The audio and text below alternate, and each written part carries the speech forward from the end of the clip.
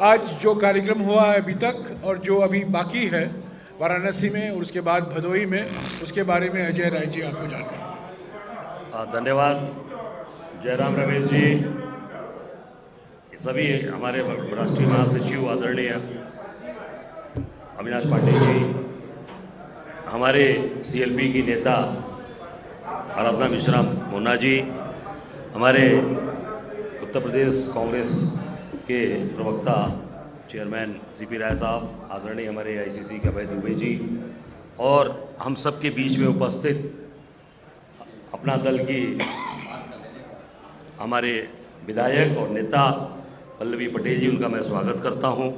सुप्रिया सुरेश जी, धीरज जी, sir अध्यक्ष हमारे छोटे भाई राघवेंद्र जी, राजेश्वर पटेल जी, और यहाँ उपस्थित सभी हमारे कार्यकर्ता साथी, सभी पत्रकार और छायाकार साथी। आज सुबह हम सबके नेता आदरणीय राहुल जी की यात्रा प्रारंभ हुई पड़ाव से, जो बाबा अवधूत राम भगवान के समाधि स्थल पर जाके उन्होंने अवधूत भगवान राम को नमन किया, उनका आशीर्वाद लिया, जो निश्चित तौर से एक अपने अवगढ़ पंथ के बड़े संत हैं कीनाराम बाबा, उनके शिष्य, वहाँ पर बैठ कर उनका आशीर्वाद लिया।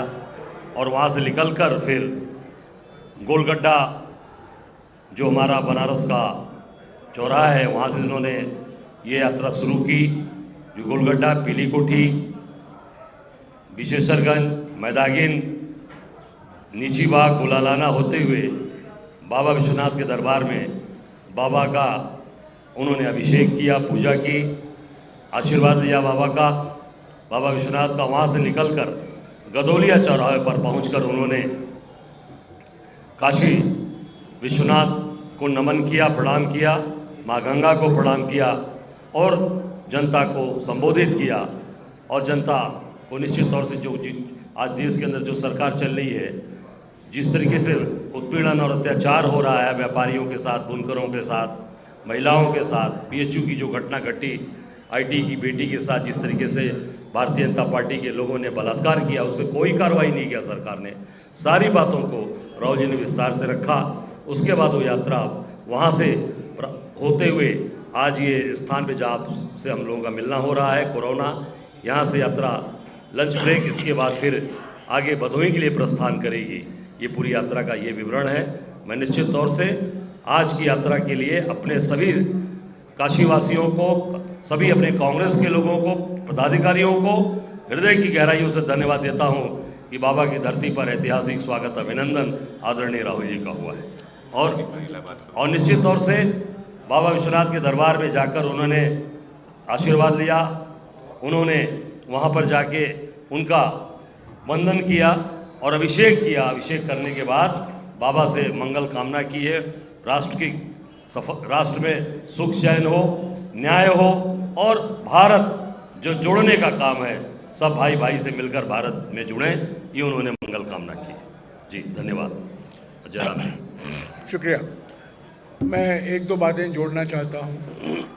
1955 में वाराणसी में आचार्य विनोबा भावे जी ने एक गांधीवादी संस्था की स्थापना की थी, जिसका नाम है सर्व सेवा संघ। ये 1955 में स्थापित किया गया और उसके बाद कई हमारे देश के महान नेता, राजेंद्र प्रसाद जी, लाल बहादुर शास्त्री जी, बाबू जगजीवन राम जी, जयप्रकाश नारायण जी, और जो जिनका चित्र यहाँ है, हमारे देश के उपराष्ट्रपति और जो राष्ट्रपति थे डॉक्टर सर्वेपल्ली राधाकृष्णन जी भी जुड़े हुए थे। ये एक बहुत महत्वपूर्ण गांधीवादी संस्था थी और ज़्यादातर प्रकाशन में अपना काम किया करती थी, प्रचार किया करती थी वो गांधीवादी विचारों के बारे में, स्कूलों में, कॉलेजों में, संस्थाओं में, पब्लिक में। वो दिल्ली में राजघाट तो है, महात्मा गांधी की समाधि, पर वाराणसी में भी एक राजघाट है जहाँ 13 एकड़ के ज़मीन को दिया गया था सर्व सेवा संघ को 1955 में भूदान के रूप में। उसके पूरे कागजात भी सर्व सेवा संघ के पास थे एक समय में। पर आज देखिए क्या हुआ है। अगस्त 2023 को इनके सारे जो बिल्डिंग थे उन 13 एकड़ ज़मीन में उसको नीचे गिरा दिया गया है और उनको कहा गया है कि आप गैर कानूनी तरीके से यहाँ मौजूद हैं, आपको यहाँ से हटना पड़ेगा। अगर आपने देखे होंगे वहाँ आज इन भारतीय रेल की ओर से एक बोर्ड भी लगाया गया है और मैं खुद गया था और राहुल गांधी जी भी कुछ समय वहाँ गए। वहाँ संस्था के जो ट्रस्टीज़ हैं उनसे वो मुलाकात की। एक संस्था बाकी है, गांधी विद्या संस्थान। उस इमारत को छुआ नहीं गया है क्योंकि उस पर आरएसएस के स्वघोषित बुद्धिजीवियों ने कब्जा करके बैठे हुए हैं। पर ये सर्व सेवा संघ जो 70 साल से काम कर रही थी, प्रकाशन में जो बिल्कुल बहुमूल्य योगदान रहा है इस संस्था का, उसको तंग करके भारतीय रेल ने मोदी जी के इशारे में बिल्कुल उनको वहाँ से विस्थापित कर दिया है। आज एक बिल्डिंग नहीं है वहाँ। एक पब्लिशिंग हाउस कंपनी थी, उसको भी गिरा दिया गया है और वहाँ क्या अभी बनेगा, क्या होटल बनेगा, कमर्शियल कॉम्प्लेक्स बनेगा, कोई पता नहीं है।